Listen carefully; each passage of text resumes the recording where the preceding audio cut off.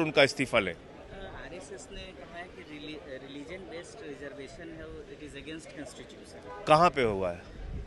DK Shiv Kumar बयान दे रहे हैं कि वो 4% नहीं, आरएसएस ने मेरे ख्याल से चंद्रबाबू नायडू के बारे में बात किया है, आप समझ नहीं पाए। चंद्रबाबू नायडू जी ने अपने घोषणा पत्र में कहा है कि 4% मुसलमानों को आरक्षण दिया जाएगा। भारतीय जनता पार्टी और आरएसएस को पहले इस पे अपना रुख स्पष्ट करना चाहिए, नंबर 1।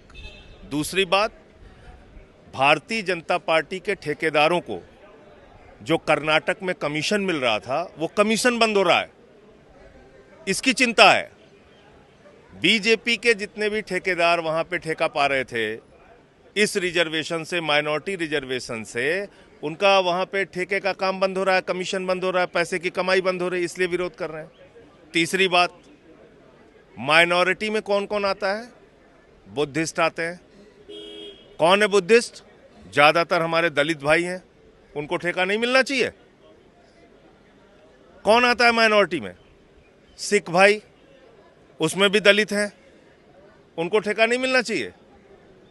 आपको खाली कोई शब्द को पकड़, उसमें कहां लिखा हुआ है कि मुसलमानों का रिजर्वेशन है?